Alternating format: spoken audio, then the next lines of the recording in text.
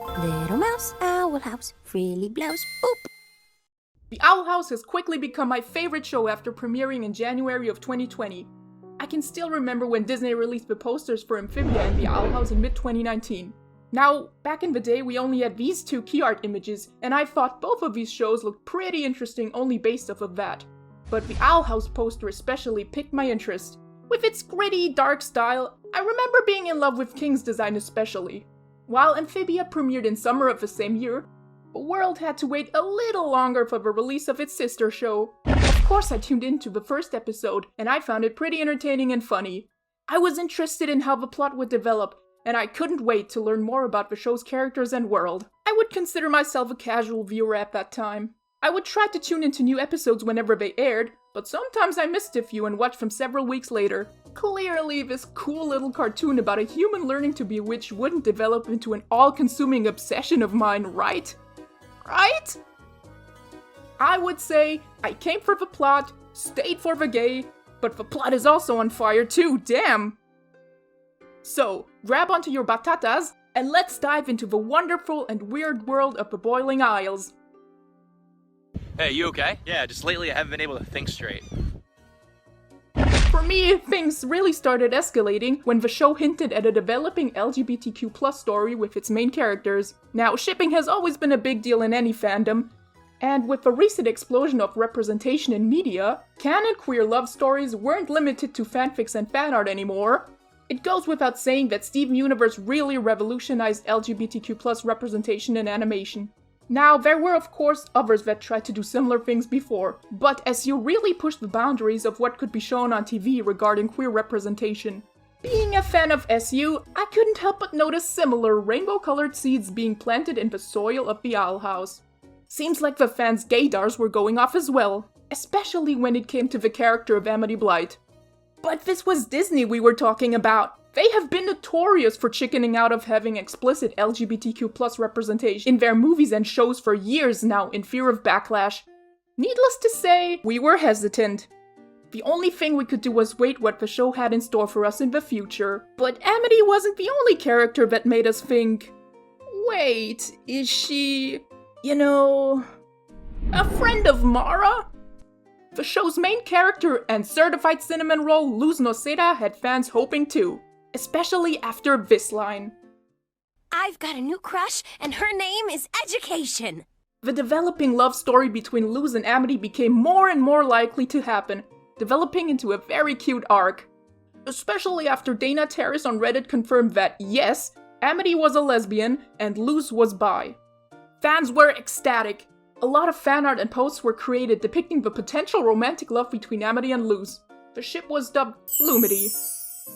Now, Lumity had been a very popular ship ever since its inception, and of course people showed their love and appreciation for these two characters through animatics, fan art, fanfics, and of course many memes during the run of the show. After the premiere of the infamous Grom episode, society shifted forever. Clearly depicting that Amity had romantic feelings for Luz, fans all around the world roared their victory screeches.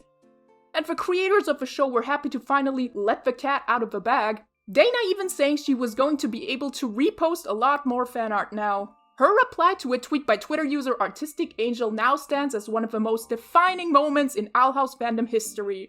There's no heterosexual explanation for this. There really isn't. After the premiere of the Grom episode, it was clear that Amity had a crush on Luz. But fans weren't so sure if Luz had similar feelings towards her, sometimes even being described as oblivious to Amity's clear interest in her. The first hints of her reciprocating Amity's feelings came in Season 2, when she began to talk and think about her Little Miss Perfect constantly, and most obvious of all, she was blushing! Now if you are a fan of queer animation, you know damn well that this is a telltale sign for romantic feelings of one character towards another. There was no more denying it. Lumity was about to become canon, and fans were wondering which episode would be the one where the two would finally become a couple. Upcoming episode titles and short synopses are usually posted a few weeks or even months before a new Owl House episode airs. Us fans trying to decipher and determine the episode where the confession was most likely to happen, especially after Amity had already confessed her feelings to Luz in Season 2, Episode 5. Then, Season 2, Episode 8 aired. Knock knock knocking on Hooty's door. Going off of the synopsis and title, fans were convinced this was going to be, quote, just another filler episode, but while watching it became clear that not only was the episode advancing the plot in a significant way, giving King a new power-up and having Eda making amends with the Owl Beast and getting a sick new form in return, it was also the episode where Lumity became canon. Fans were crying, shaking, throwing up, and the Owl House was trending on every platform imaginable following the airing of the episode. And I had like 5 years to live added to my total count just by watching what was happening on my screen back then. I mean, you just had to be there. They were literally holding hands with a bisexual pride flag behind them. There really was no heterosexual explanation for this. Well, unless you were watching the Taiwanese dub, that is. Where instead of asking Luz out, Amity said this. 这么做，我们盛装出游，太蠢了，对吧？不要！我们盛装出游吧？不，被抢先一步。对不起，对不起，你说吧。好的，亚米蒂不来，你愿意跟我出去吗？愿意。 This poor attempt to censor the show's LGBTQ+ themes instantly reached cult status, far beyond the Owl House fandom, and became a slang term, referring to people coming out of a closet or doing anything relating to queer culture in general. Pretty big impact for an alleged filler episode, right? Right?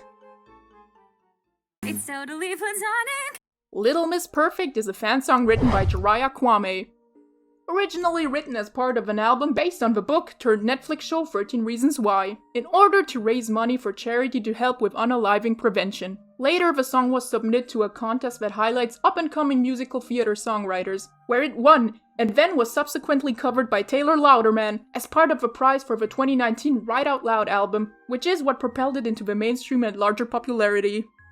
Quote, it was quickly picked up by fandom through TikTok and animatics, and has been attached to several different ships, the most prominent of which is Lumity from the Owl House. Fans of the Owl House noticed this song, and it quickly became an anthem from the Lumity ship, the lyrics almost fitting perfectly with Amity's personality and backstory.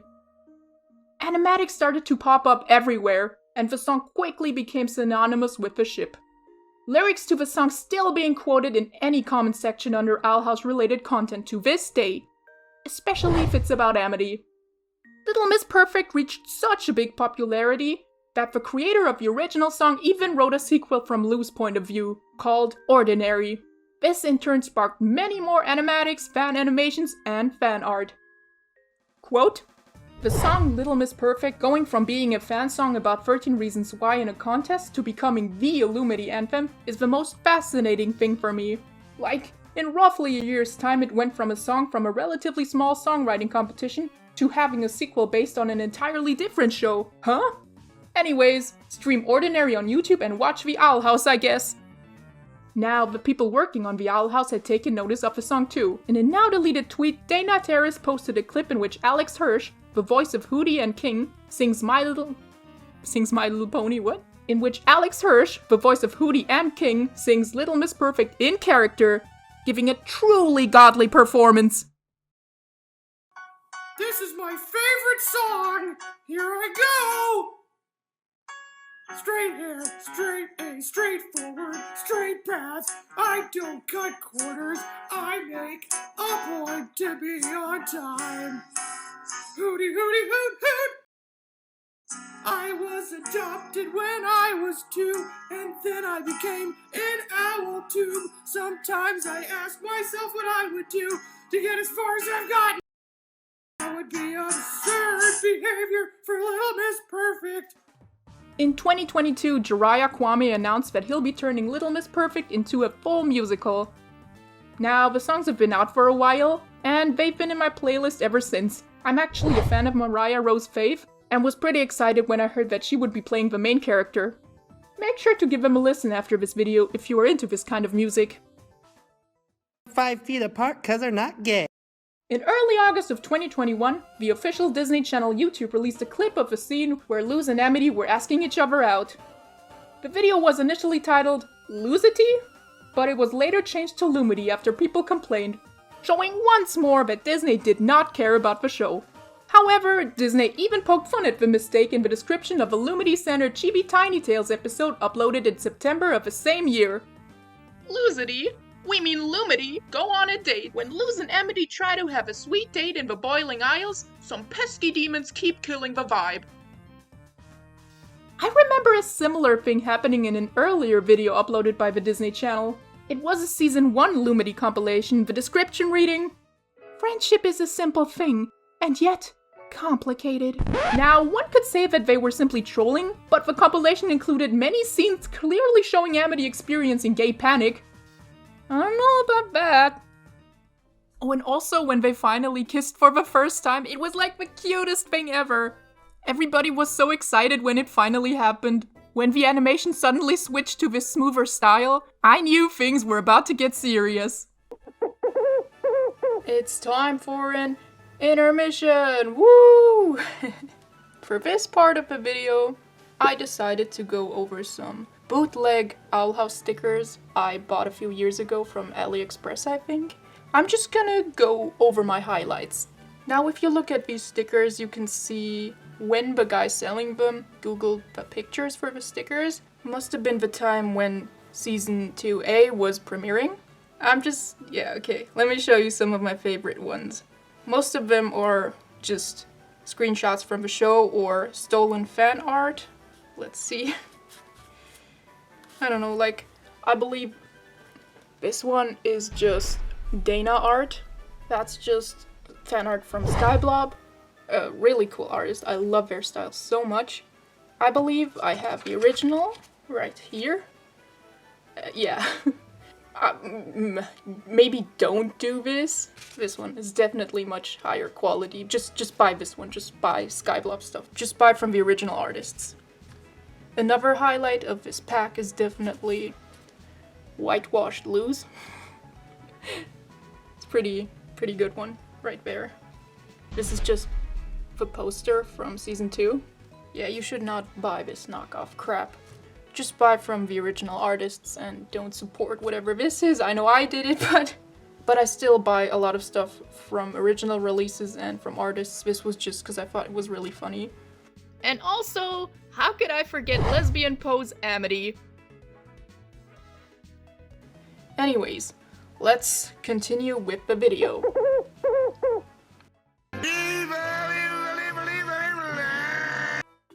Today, the character of Lilith Clawthorn is beloved by most of the fandom after hitting rock bottom and being redeemed in Season 2. But there was a time not too long ago where she was seen as one of the most evil characters in animation in recent years. While Lilith had done some questionable things leading up to the Season 1 finale, including being part of the bad guys, the Emperor's Coven, and acting as an antagonist to our main characters in multiple episodes, nothing could compare to the bombshell that was dropped by her at the end of the first half of the Season 1 finale. I am better than you! Then why were you so easy to curse? My jaw was sweeping the floor after Lilith admitted to cursing her sister all those years ago. This also led to one of my favorite Twitter posts from a later episode. Twitter user Lay posted, "The Owl House spoilers. I can't believe you! Your ass was folding napkins! After cursing your sister and just standing there? Fuck!" Iconic. So yeah, Lilith was the one responsible for what Eda was struggling with through the whole show, transforming her into the Owl Beast and making her lose her magic slowly. She also nearly killed Luz in order to trigger Eda's transformation into her Owl Beast form. The episode ending with Eda using up the rest of her magic and seemingly sacrificing herself to save Luz. It didn't help that fans were left on a week-long cliffhanger before Lilith had the chance to correct her past mistakes and make amends with her sister. Now, there was also a sort of crossover character hating happening with the Cartoon Network show Infinity Train. One of the main characters, Simon, being revealed as a twist villain and doing some horrible things in his own right. The episodes airing around the same time as the Season 1 finale of The Owl House, and many people being part of both fandoms, of course, led to a lot of crossover happening. Don't you dare insult shipping in my presence!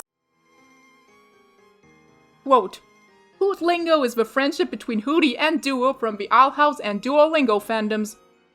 This joke ship sparked up sometime in 2020, and the show's creators fed into it too, posting joke tweets and fan art fueling the meme even more. Quote, fans quickly drew the pair hanging out being friends, Duolingo's official Twitter responded the next day, and an illustrator from Duolingo drew them together in the official style, causing more to become aware of the crossover friendship. Many acted with horror and delight over the creation of such a crack ship. Dana even joking that she was pitching an Owl House spin-off series about Hooty and Duolingo's romance at one point. The official Duolingo Twitter account even posting some fan art of the two owls watching the premiere of Season 2 together. Aww.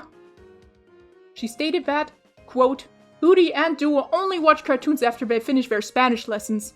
Once enemies, now mentor and mentee. Their bitter rivalry set aside when Hooty decided he wanted to impress Lou's mom if they ever met. This is canon. Now, if you're wondering why people ship these two, well, Duo and Hooty share many similarities other than being two owl mascots.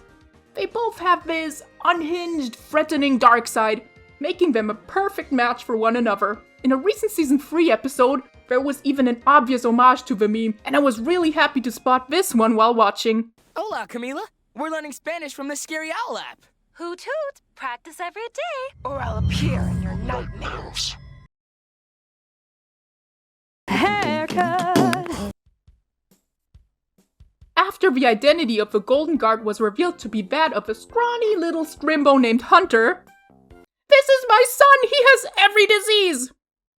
I remember really loving this design once it was revealed completely. If your character has eye bags and or scars, that's all it takes for me to fall in love with them.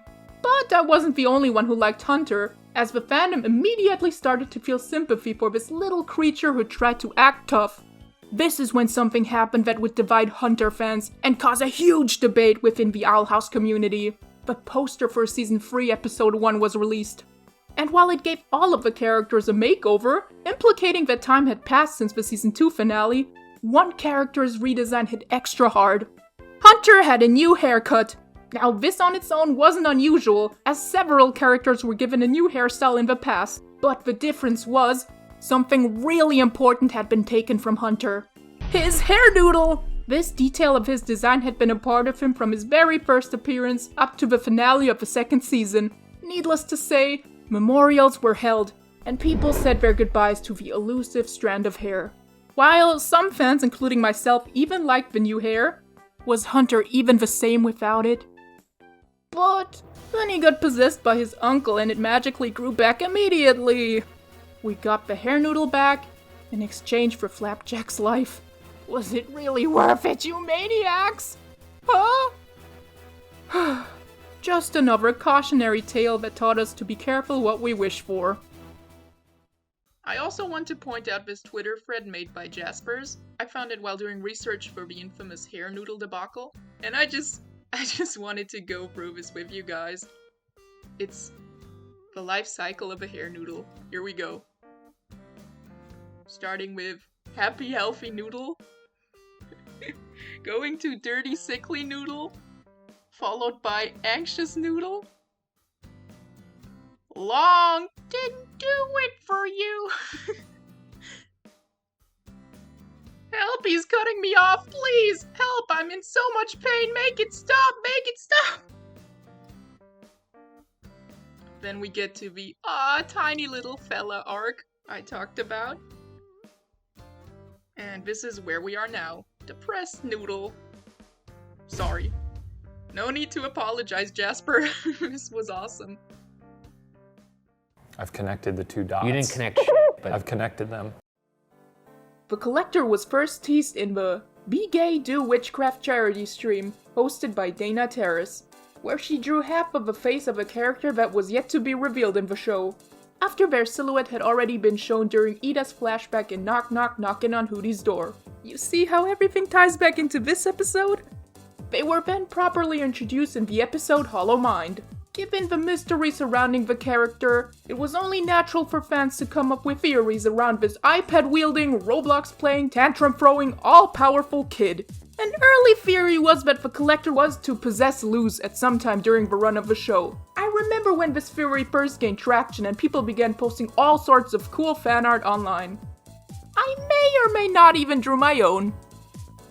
Now, what did we base this theory on? Well, see, it all makes sense if you look at this one unmistakable piece of irrefutable evidence. The Collector and Luz have somewhat similar hair.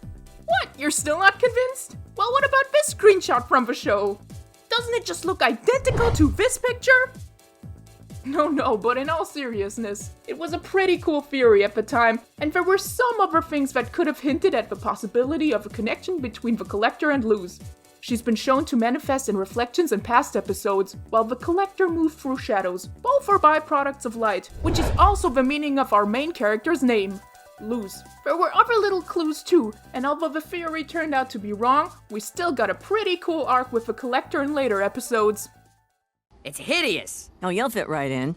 The Luz is going to get possessed theory wasn't the first time the fandom was exposed to a potentially evil version of Luz. Now, it wasn't clear how her mom would react to her daughter being gone for such a long time, escaping to a magical world, or if time even worked the same way on the Boiling Isles. Turns out Camilla didn't even notice Luz hadn't been in summer camp because something else had taken her place in the human realm. Thank you, Luz. You always know what to do. We got our first glimpse at Dark Luz at the end of the episode, keeping up appearances. This revelation came out of nowhere, and fans quickly came up with theories surrounding the spoopy tissue-handing creature. Was it a powerful spell coming from the Emperor's Coven because Belos needed Luz in the demon realm? Did Eda or her friends create a clone of Luz because they had grown so attached to her and didn't want Luz to return to the human realm? The secret identity of Dark Luz was finally revealed in Season 2, Episode 10. Well, turns out it was just Amethyst from Steven Universe. No! Mi torta! I won't go back! This shape-shifting basilisk, voiced by Michaela Dietz, was called V, and she was on the run from the Emperor's Coven, and just so happened to stumble into Luz after she first set step onto the Boiling Isles. Being cornered, she quickly decided to take her place in the human realm, using her shape-shifting powers to keep up the act. V quickly became a fan favorite, and she ended up helping the other characters many times in later episodes. Going from potential threat to cute, harmless slug is one of the more lighthearted twists the show had in store for us. Lego! Yes, I'm finally gonna talk about this one. Alright. You can see edits of Lego Eda popping up in almost every Owl House related comment section.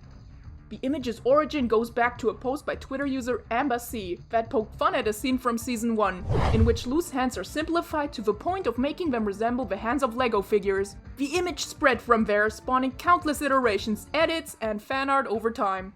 Now, trying to explain Lego Eda is near impossible, but this Reddit post sums it up pretty well. Mick2891 wrote, "Honestly, there's really nothing to explain. It's simply Lego Eda. Seems to be either you like her or you don't. It's really just that simple." How do I look, yellow man? Sometime during the second half of Season 2, and especially starting in Season 3, fans noticed that whenever Amity was on screen, she more often than not looked, well, off. This was even more noticeable in her side profile. While earlier episodes depicted her with a rounder jaw and on-model proportions for the most part, later ones showed her sprouting a jaw that could open any food can with ease. Now, one Reddit post may offer an explanation for this. Hooty-Hoot-Hoot said, 3 possible reasons. 1, she's getting older.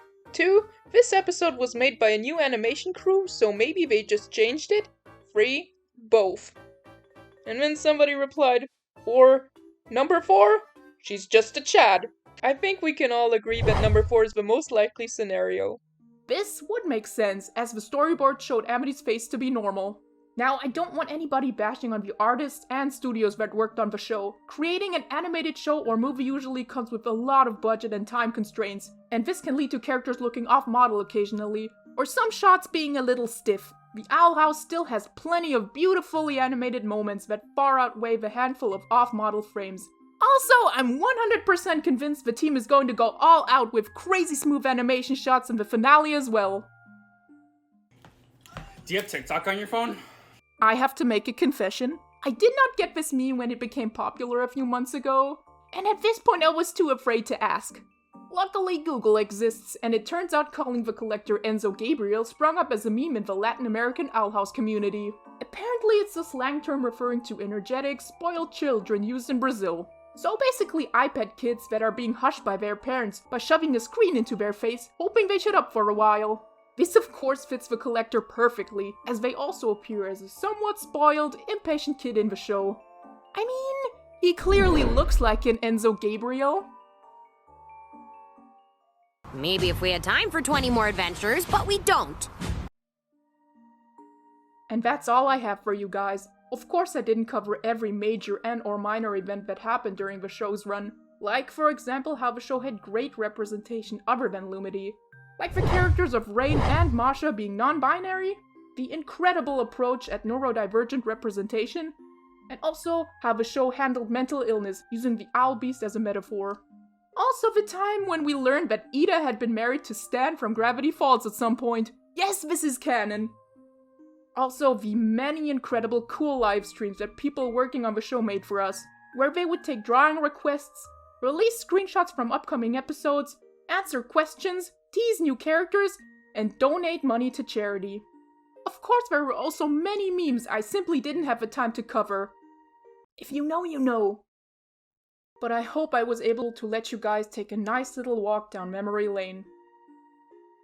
Every season finale was always this huge event where the stakes were extremely high and just crazy things happening. There was always so much hype before one of these episodes would air, and I just loved every second of it. And with us being this close to the final episode, it's just the same. Whenever a poster, or if we were lucky even a trailer released, we would go feral. I didn't want to talk about anything else to my friends.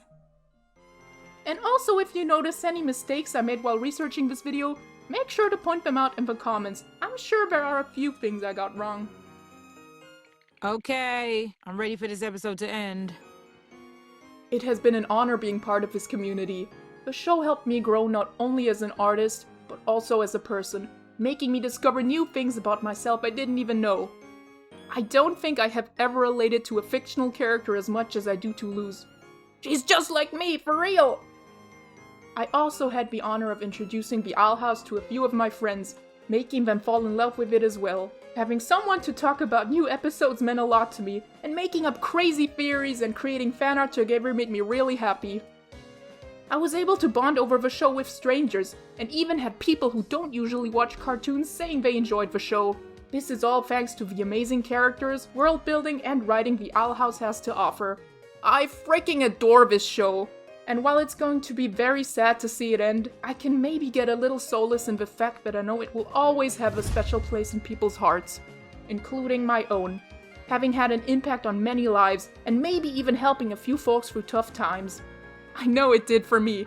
The Owl House was part of what made me into the person I am today, and I can't be grateful enough towards the creators and fandom for that.